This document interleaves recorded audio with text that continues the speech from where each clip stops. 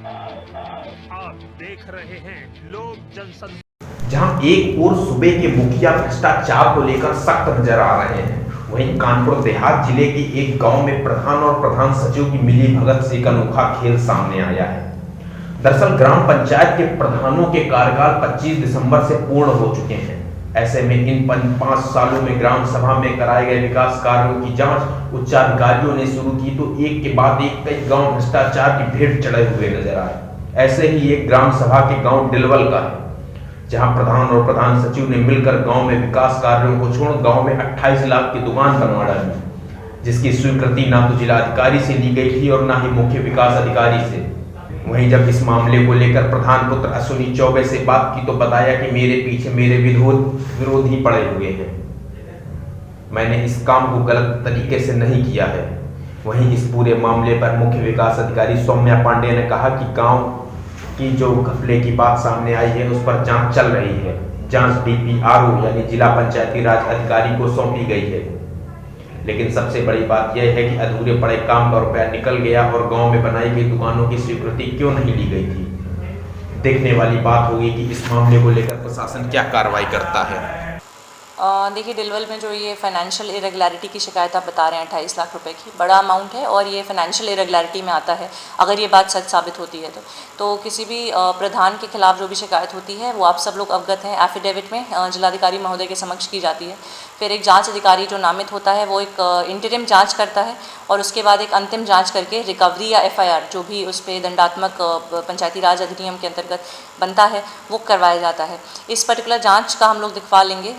28 लाख अगर गमन है तो रिकवरी की और वसूली की कार्रवाई की जाएगी और लीगल एक्शन भी लिया जाएगा। ये कितने दिनों से लंबित है, किस स्तर पे लंबित है, ये एक जांच का विषय है। इसको दिखवा लिया जाएगा और नियमानुसार आवश्यक इसमें कार्रवाई की जाएगी। उसमें एक्चुअली जब एक प्रोजेक्ट 5 लाख के ऊपर होता है तो डीएम साहब के पास जाता है। 5 लाख तक डीपीआरओ, 2.5 लाख तक ब्लॉक स्तर तक एक प्रोजेक्ट 2.5 लाख रुपए का। तो इसमें अलग अलग दुकानें पास की गई थी, अलग अलग दुकानों का निर्माण हुआ है। स्लैब केवल पैसा बचाने के लिए कि अगर अलग अलग स्लैब डराएंगे तो उसमें धागा वो आ जाता निशान उसमें, जैसे कि एकल कक्ष अलग अलग लोगों ने बनाए स्कूलों में, तो केवल स्लैब हमने एक बार डला दी गई है। अलग अलग तरीके से अलग अलग प्रोजेक्ट बने, अलग अलग काम हुआ, कोई धन का दुरुपयोग नहीं हुआ। सारी हमारी जांच करने के लिए हम तैयार हैं, कोई भी जांच कर ले। जांच हो भी चुकी है, हमारे द्वारा कोई बेईमानी नहीं की गई। जो लोग आरोप लगा रहे हैं, कोई हमारी शिकायत लिखित में नहीं हुई है। केवल चैनल वालों ने जो पैसा मांगने आए थे वो पैसा न देने के कारण उन्होंने अपने व्हाट्सएप चैनल ग्रुप में निकाल दिया है। उससे हमें कोई फ़र्क नहीं है। हमने दुकानें बना दी हैं, अलग अलग प्रोजेक्ट थे, अलग अलग बाकायदा सारा टीएस है। जो चाहे वो देख ले। एसडीएम द्वारा परमिशन हमें आज के 3 महीना पहले ही दे दिया गया था। आप देख रहे हैं लोक जनसंपर्क। बिस्वा कोतवाली क्षेत्र के कस्बा बिस्वा में रायगंज चौराहे पर गन्ने से लदे ओवरलोड ट्रक की चपेट में आकर एक नौजवान युवक की मौत हो गई। हादसे में मृतक का साथी बाल बाल बच गया। कोतवाली बिस्वा अंतर्गत बिस्वा जहांगीर मार्ग पर रायगंज चौराहे पर शाबान पुत्र मुनीर खां अपने साथी के साथ मोटरसाइकिल से हजीरा की तरफ जा रहा था। तभी चौराहे पर डिवाइडर क्रॉस करते समय गन्ने से लदे ओवरलोड ट्रक की चपेट में आ गया, जिससे उसकी मोटरसाइकिल ट्रक के नीचे दब गई। शाबान को गंभीर चोटें आईं। आनन फानन में उसे सीएचसी बिस्वा लाया गया, जहां पर डॉक्टरों ने शाबान को मृत घोषित कर दिया। मौके पर पहुंची पुलिस ने शव का पंचनामा कर पोस्टमार्टम के लिए भेज दिया है। वहीं पुलिस ने गन्ना लदे ट्रक को कोतवाली लाकर खड़ा कर दिया। मृतक के साथी वसीम ने बताया कि वो शाबान के साथ सीएचसी बिस्वा आया था। उसके बाद मगरिया बाजार कुछ सामान लेने गया था, जहां से लौटते समय रायगंज चौराहे पर यह हादसा हो गया। क्या हुआ था? घटनाक्रम क्या था? घटनाक्रम हम जा रहे थे रोड से और ट्रक की चपेट में आने से भाई गिर गया, खत्म हो गया। अच्छा अच्छा अच्छा। आप कहाँ रहते हो? आप नसीरपुर। क्या नाम है आपका? वसीम। ठीक। आप देख रहे हैं लोक जनसंपर्क। सड़क हादसे ने एक और व्यक्ति की जान ले ली। सीतापुर के कोतवाली बिस्वा अंतर्गत बिस्वा सीतापुर मार्ग पर ईदगाह के निकट सड़क हादसे में अज्ञात वाहन की चपेट में आने से मोटरसाइकिल सवार एक होमगार्ड की मौत हो गई। मृतक होमगार्ड राकेश कुमार कोतवाली बिस्वा में तैनात था। होमगार्ड ड्यूटी करने के लिए बिस्वा कोतवाली आ ही रहा था कि रास्ते में किसी अज्ञात वाहन ने टक्कर मार दी, जिससे वह गंभीर रूप से घायल हो गया। आनन फानन में उसे CHC लाया गया, लेकिन डॉक्टरों ने उन्हें मृत घोषित कर दिया। हादसे के बाद परिवारीजनों का रो रो कर बुरा हाल है। क्या घटना कैसे हुई, हादसा कैसे हुआ? घटना के होमगार्ड है, घर से बिसवाए थे थाने में। थाने में हाजिरी लगवा करके ड्यूटी पर जा रहे थे गुरेरा। इस रास्ते में यही ईदगाह के पास, बरदही बाजार के पास, तो उनको कोई ठोकर मार दिया। अचानक तुरंत मौत हो गई। क्या नाम है आपके भाई का? राकेश कुमार। तो पोस्टिंग कहाँ थी?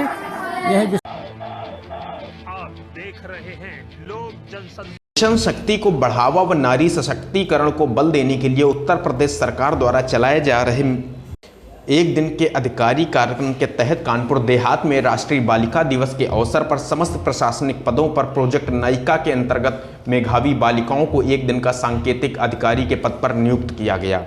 इस दौरान दिव्यांग मेधावी छात्रा प्राची को एक दिन का मुख्य विकास अधिकारी नियुक्त किया गया, जबकि आकांक्षा को जिला कार्यक्रम अधिकारी, वहीं ईशा देवी को बेसिक शिक्षा अधिकारी, इसी प्रकार 10वीं की शिफा परवीन को मुख्य चिकित्सा अधिकारी व मेघा सचान को जिला विद्यालय निरीक्षक और सेजल चौरसिया को जिला प्रोबेशन अधिकारी के पद पर नियुक्त किया गया। इस दौरान जनपद के विभिन्न जगहों में एक दिन के अधिकारियों ने अपने कार्य में निपुणता दिखाई। इस दौरान न्याय और निष्पक्ष कार्यशैली ही इन अधिकारियों की प्राथमिकता रही। वहीं संबंधित अधिकारी ने बताया कि 30 जनवरी 2021 को नायिका मेगा इवेंट राष्ट्रीय बालिका दिवस के शुभ अवसर पर उपरोक्त बालिकाओं को ही नायिका मेगा इवेंट हेतु जनपद तहसील व समस्त प्रशासनिक पदों पर मेधावी बालिकाओं को एक दिन का सांकेतिक अधिकारी नियुक्त किया गया है। इस अवसर पर विकास भवन में एक परिचय बैठक भी की गई, जिसमें सभी विभागों के जिला स्तर अधिकारियों ने अपने विभाग की योजनाओं के संबंध में सूक्ष्म रूप से अवगत कराया। साथ ही महोदया को सभी योजनाओं के बारे में प्रभावी क्रियान्वयन के लिए आश्वस्त किया। शीतल वाजपेयी और हमें बहुत अच्छा लग रहा है बने हुए यहाँ पे। किस बात को आप प्राथमिकता दे रही हैं? यहाँ पर जो अपनी शिकायत लेकर आएंगे उनको आगे बढ़ाना और उनको न्याय दिलाना। आप देख रहे हैं लोक जनसंपर्क। किसान आंदोलन को अब 2 महीने से ज़्यादा बीत चुके हैं, लेकिन किसान अपनी मांगों को लेकर पीछे हटने को तैयार नहीं हैं। तो वहीं राजनीतिक पार्टियां भी सरकार को घेरने का काम कर रही हैं।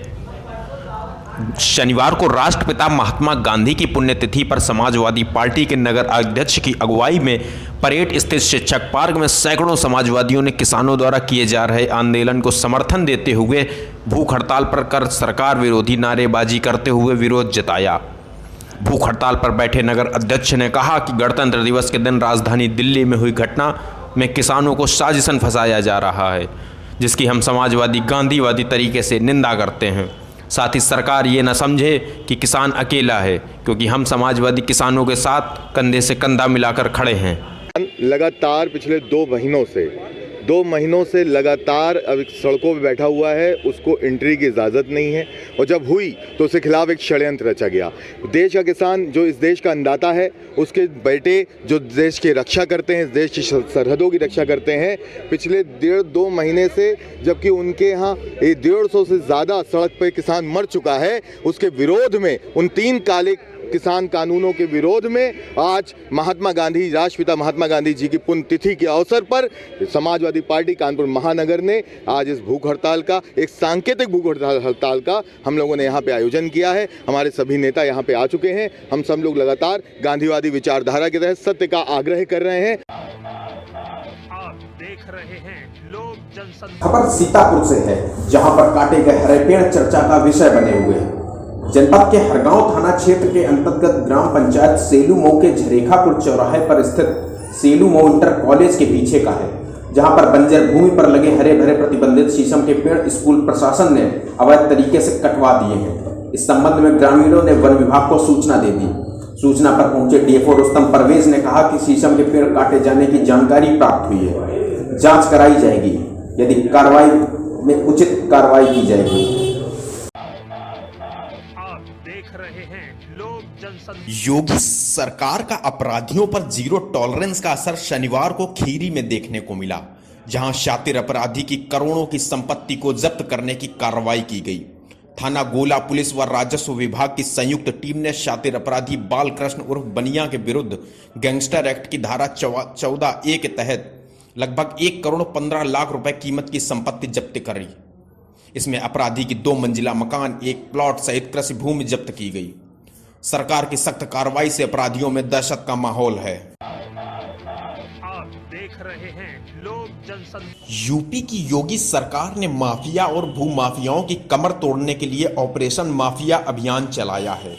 इस ऑपरेशन में सबसे ज्यादा असर प्रयागराज में हो रहा है। प्रयागराज में अब तक माफिया अतीक अहमद, दिलीप मिश्रा, विजय मिश्रा सहित 51 माफियाओं और लोकल हिस्ट्री सीटरों के अवैध निर्माणों का विकास प्राधिकरण ध्वस्त कर चुका है। इसी के तहत आज प्रयागराज विकास प्राधिकरण ने 51वीं कार्रवाई में माफिया और पूर्व सांसद अतीक अहमद के करीबी और उसके गुर्गे लुकमान उर्फ नाटे के मकान को बुलडोजर लगवा ध्वस्त करवा दिया। अतीक के इस गुर्गे ने 1000 स्क्वायर फीट में ज्यादा जमीन को कब्जा करके अपना निर्माण करा लिया था, जिसे आज पीडीए ने कई बुलडोजर लगाकर जमीन खाली करवा ली। पीडीए के अफसरों के मुताबिक अतीक इस गुर्गे के जुर्माने की रकम भी वसूली जाएगी। इस दौरान पीडीए की टीम ने अतीक अहमद के दूसरे गुर्गे हिफजुर रहमान उर्फ साबू के आलीशान मकान पर भी बुलडोजर चलाकर ध्वस्त कर दिया गया। दोनों के ऊपर घूमनगंज थाने के अलावा कौशाम्बी में भी गंभीर मुकदमे दर्ज हैं। अतीक के दूसरे गुर्गे साबू इस वक्त रेप के मामले में जेल में बंद है। चल रही हैं, उसी क्रम में आज 51वीं और 50वीं 51वीं और अन्य कार्रवाई की जा रही है। यह गैंगस्टर लुकमान नाटे और उसके भाई शिबू द्वारा अलग अलग मकान जो बना करके और अन्य के द्वारा जो प्राधिकरण की ज़मीन को कब्जा करते हुए निर्माण किए गए हैं, उनके खिलाफ ध्वस्तीकरण की कार्रवाई की जा रही है। यह ज़मीन लगभग 2500 स्क्वायर मीटर से भी ज़्यादा ज़मीन है, जिसको ये लोग बाउंड्री वाल और पक्के मकान बना करके अवैध रूप से कब्जा किए हुए थे। आज उसको खाली कराया जा रहा है। इसकी कीमत जहां तक 2500 स्क्वायर मीटर की और मकान की कीमत है, यह लगभग करीब 10 करोड़ से कम की नहीं है। आप देख रहे हैं लोक जनसंपर्क। रायबरेली जिले के लालगंज सामुदायिक स्वास्थ्य केंद्र इस समय धन उगाही का केंद्र बन गया है। यह हम नहीं बल्कि खुद बीजेपी व किसान नेता रमेश बहादुर सिंह ने साबित कर दिखाया और ऐसे कृत्य करने वाले घूसखोर से पीड़ित मरीज द्वारा लिए गए घूस के 500 रुपए को वापस तक करवाया। दरअसल लालगंज सीएचसी में रुपए लेकर एक्सरे किए जा रहे हैं। ऐसा ही काम एक पीड़ित मरीज के साथ किया गया। उससे एक्सरे के बदले 500 रुपए की वसूली की गई, जो कि सरकारी अस्पताल में फ्री है। जब यह बात बीजेपी व किसान नेता रमेश सिंह को पता चली, वह सीएचसी पहुंचे और जमकर हंगामा काटा, जिसके बाद सीएचसी लालगंज के अधीक्षक डॉक्टर राजीव गौतम ने पीड़ित मरीज को बुलाया और फिर एक्सरे में तैनात घूसखोर टेक्नीशियन से 500 रुपए वापस करवाए। यह पूरी घटना कैमरे में कैद हो गई। इस पूरे मामले में सीएमओ वीरेंद्र सिंह से बात की गई तो उन्होंने जांच कर कार्रवाई कर भरोसा दिया है। गौरतलब है कि लालगंज के रहने वाले अभिषेक के भतीजे का पैर टूट गया था, जिसके एक्सरे के लिए सामुदायिक स्वास्थ्य केंद्र लालगंज पहुंचे थे, जहां पर घूसखोर टेक्नीशियन प्रेम कुमार ने अभिषेक के साथ टालमटोल वाली नीति अपनाई। बाद में 500 रुपए की मांग करते हुए एक्सरे कर दिया था, जिसकी सूचना किसान नेता रमेश सिंह को हुई तो वह बवाल करने पहुंच गए, जिसके बाद टेक्नीशियन ने गुनाह कबूल करते हुए पीड़ित को पैसे वापस कर दिए। इस तरह सरकार तो गरीबों के लिए तरह तरह की योजनाएं लाकर उन्हें सबल बनाने की कोशिश तो कर रही है, लेकिन स्वास्थ्य विभाग के अधिकारी व कर्मचारी ही हैं कि मानते ही नहीं है। सर, अभी लालगंज सीएचसी में एक मामला सामने आया है जहाँ पर एक लैब टेक्नीशियन जो है एक्सरे वाला 500 रुपये ले रहा है, कुछ एक वीडियो वायरल हो रहा है। हाँ, संज्ञान में आया है मामला। संज्ञान में आया है मामला। उसको अधीक्षक को कह दिया गया उसकी जांच आख्या दें तुरंत। इस तरह कई मामले आए हैं जिसमें अक्सर होता है कि फार्मासिस्ट कभी पैसा लेता है और कभी ऐसा होता है कि एक्सरा बाबू जो एक्सरा कर रहा होता है वो गरीबों से पैसा लेता है। तो कितनी कंप्लेनें हुई हैं अब तक, लिखित भी दी गई हैं, कोई एक्शन नहीं लिया गया? नहीं, अभी तो वीडियो वायरल हमने देखा, इसको स्वतः संज्ञान लिया हमने और तुरंत उसकी जांच करा दी। इससे पहले भी कुछ चीज़ें आ चुकी हैं इसको लेकर, उस पर कार्रवाई होती है।